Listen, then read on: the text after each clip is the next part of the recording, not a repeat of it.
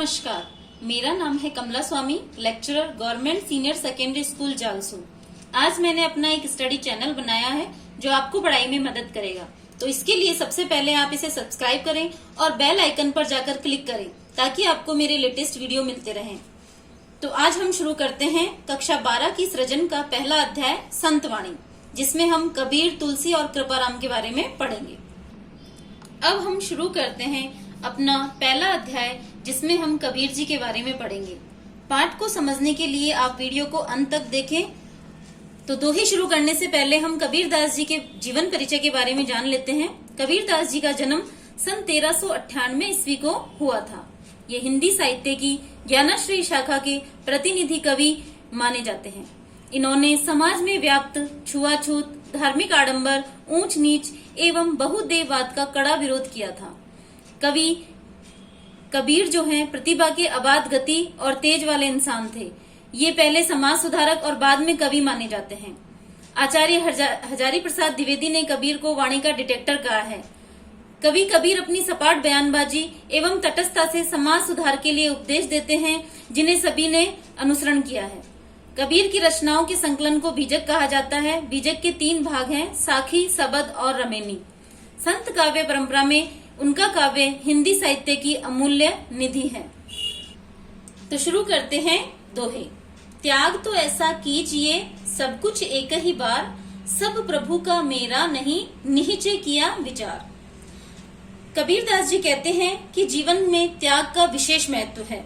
अपना सब कुछ हमें एक ही बार में त्याग देना चाहिए।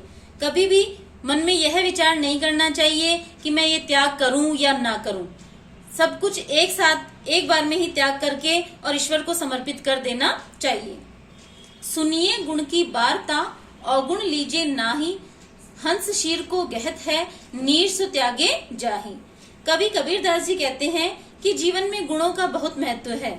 हमें गुणों को बार बार ग्रहण करना चाहिए और अवगुणों को त्याग देना चाहिए। जिस प्रकार से हंस दूध में मिले हुए पानी को त्याग देता है और केवल दूध को ग्रहण करता है, उसी प्रकार मनुष्य को भी गुणों को ग्रहण करना चाहिए और अवगुणों को त्याग देना चाहिए। छोड़े जब अभिमान को, सुखी भया सब जीव, भावे कोई कछु कहे, मेरे ही निज पीऊ। कवि कबीरदास जी कहते हैं कि जब इंसान ने अपना अभिमान त्याग किया तो वह संसार का सबसे सुखी जीव बन गया, क्योंकि अभिमान को त्यागने से उसका मन जो है, हृदय जो है, वो पवित्र हो जाता है और उसके हृदय में ईश्वर का निवास हो जाता है। जाति न पूछो साधु की, पूछी लीजिए ज्ञान, मोल करो तलवार का, पड़ा रहने दो मयान। कवि कबीरदास जी कहते हैं कि हमें कभी भी सज्जन व्यक्ति की जाति नहीं पूछनी चाहिए, अपितु हमें उसका ज्ञान ग्रहण करना चाहिए। क्योंकि जिस प्रकार से हम जब तलवार खरीदने जाते हैं तो केवल तलवार का ही मोल करते हैं, मयान को साइड में पड़ा रहने देते हैं, उसी प्रकार से हमें साधु व्यक्ति की सदैव ज्ञान ग्रहण करना चाहिए, उसकी जाति नहीं पूछनी चाहिए।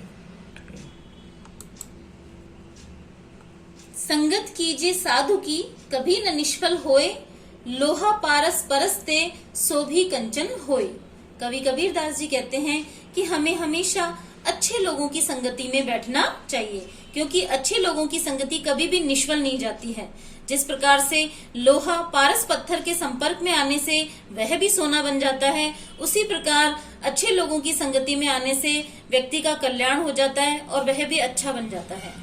मारिए आशा सापनी, जिन डसिया संसार, ताकि औषध तोष है, ये गुरु मंत्र विचार।